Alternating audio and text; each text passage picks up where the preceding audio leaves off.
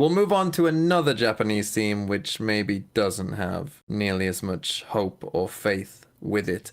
Chobra, T1 played against ZETA, and you were there. You were there in like a red suit or something. It looked great. Yeah, you were. Yeah, apparently it looked great on screen. You look good. Which is thankful. Yeah, you thought you were going out there nervous, being like, "Oh, this isn't me." Tell me, Joe, though, what vibe did you get from being there at the arena? Yeah, so before we talk about the actual match, I just wanted to take a quick chance to talk about home ground. And I think a lot of us who have seen events like this, like for instance, even like KC during the off season, right, the event at their own arena, things like that, we see that, oh yeah, like this is good, like this is good. But I think, while it's true not every team can afford this, and obviously in Pacific it's tougher because you have to like fly overseas, like if ZETA wanted to do it themselves or whatnot, but I think this really should be the end goal because it truly felt like it was a sporting event, right? Like when they won and they came down and they're like cheering and all the fans are clamoring to get their fist bump, and then like I see ZETA just walking out, not making eye contact with anybody because literally nobody there is now caring about them, right? They're just kind of forgotten. But I think that also means a lot for the players as well. But also, this is how you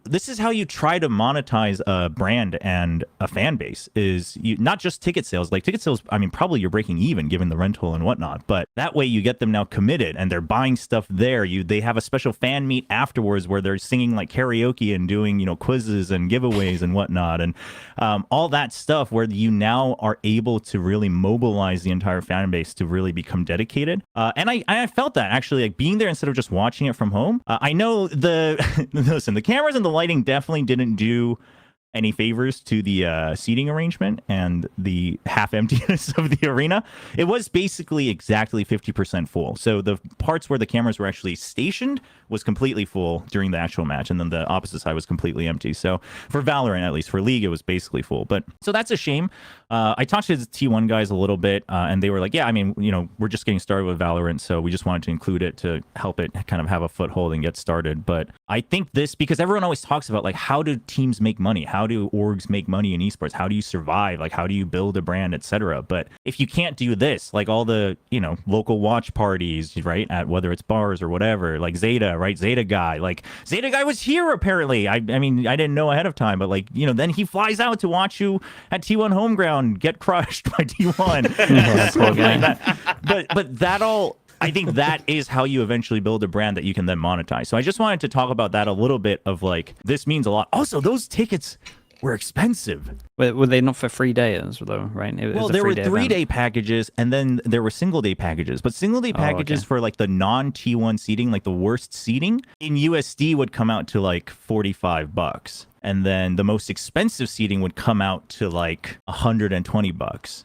And then, you know, you have the 3-day packages, and then you can buy the special package for like a tour and whatnot. And like, I mean, that's expensive, but if you can mobilize a fan base that's willing to buy that, sell out more than 60-70%, like that's a lot. It's also a cool thing that Riot was open to doing this. I guess this is the first time that we've kind of seen anything in VCT, right? Yeah, like in VCT. time. So they've been doing this in League a little bit. Also, they just started in EMEA as well, which I think is probably the region that can do it the best in VCT as well, right? Just because it's easier to travel. You don't have to like go by plane and all the visa issues, etc. But for instance, I think like ZETA or DFM, if they can manage to whatever processes they need to clear with Riot, to be like, hey, we'll like make sure all the broadcast stuff is all set up. We'll set up a little housing for the team that has to play us. You know, at least go to Japan maybe down the road, you know, a couple of years later. I think that could be good. And I think overall it would really help the overall scene, quite frankly. It was fun to watch. Like from an outside perspective, just like something new as well. Yeah, I like the solo walkouts. It looked cool. The players were like pumped up.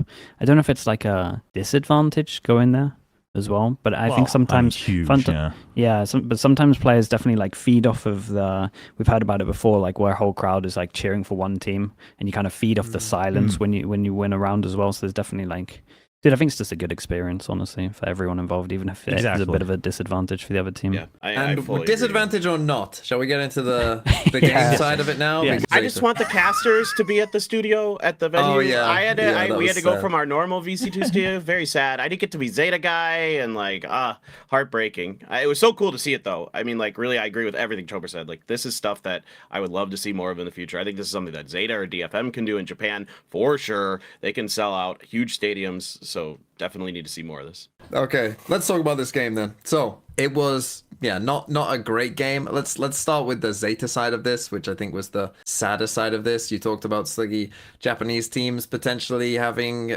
gun, play issues, let's say. And well, I was looking through a couple stats just recently. Kurt, if you can go onto just the Pacific stats of all the players, the 10-10 going first, sort by first deaths per round. The 10-10 first kills to first deaths per round. Yeah, that one there. Sort by this. Really rough. Ooh. 0.1 to 0.26. That is unbelievable. I mean, we can get to Secret in a second, who also have 2 players who are, who are not doing so hot in that either. But that is kind of insane to have that first kill to first deaths on your duelist. Like, it can be, like, for instance, let's take Udo Tan, who's up there, right? Like, it's not unheard of to have a big number be your first deaths, but to have the difference between the two be so gigantic, I mean, that is a glaring issue for this team. Yeah, for me, when I watch him, he feels like one of those op players that has to have an op. And then when he doesn't have an op, he's like trying to do the same things that he would do with an op and like takes similar duels, especially on defense. And then I just don't think the rifling's up to the same level. So a lot of times he gets diffed, in my opinion. Also, because it kind of looks like everyone's trying to make plays on this team. And I don't know, they just get diffed a lot of the time, unless it's Depp. Depp somehow looked insane here. And he was the only one that was actually like winning them big rounds like continuously. It looks rough, dude. It looks really rough when I watch this team. It's weird because when 10-10 was stepping in for Depp, they looked so rejuvenated, and 10-10 looked so mobile and so willing to like make plays, but also know when to cut back. The thought I had was, I wonder if, well, obviously back then they also just had like less pressure because it's like, like Depp's stepping out, like if we lose, we lose, like it's whatever. But second of all, I wonder if it's also just like the maps, right? There are maps where 10-10, I think, just feels he knows exactly what he can do. He knows his limits, even if there's no support. Whereas there's other maps where it's like, are we doing this or not? Like the team's calling for it, we're a little slow, and they get really disjointed. Dude, I wrote that in my maps. Sorry, my notes. I said, I can't work out what map they're good at.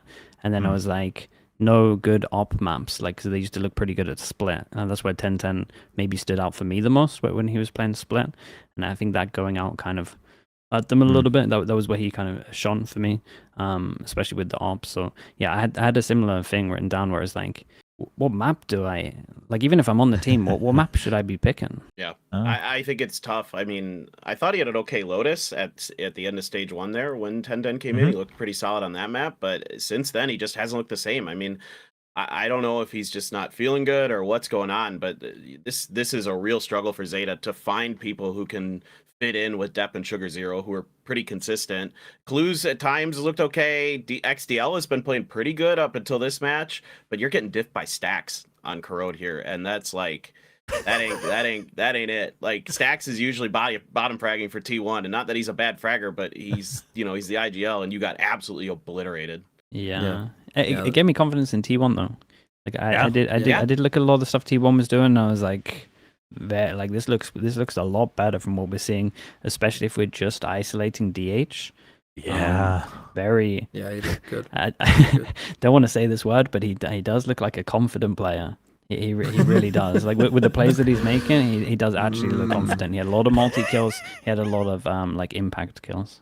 And then DH, I mean, yeah, you joked about it a little bit, but sure, it's T1 home ground, but still to be able to play on a stage like that big with the roar and whatnot, and then just thrive off of it, I think that's a big experience booster for him moving forward. It's a great sign. Like, it's a really good sign. And I think, like, I wouldn't run the comp that they're running on Corrode, but it seems like everyone, like, if Meteor's confident to go for plays on Astra, it's going to work. And as long as Buzz is confident on the Chamber, it's going to work. If you run solo Chamber at the moment, it's basically up to the Chamber to frag out. And dude, he's doing that. He's winning a lot of, like, important duels as well. So I think this, as long as they're all confident in their roles, I think this comp pretty much works long term. And people are going to struggle to play against it because you don't really get to prac against similar stuff. No one else is using this. One question about T1. Percentage that they make champs. How are we feeling? High. I think high. Very high? Yeah. Are you saying like 90%? 80%? Whoa, okay, that's quite high. That's too high?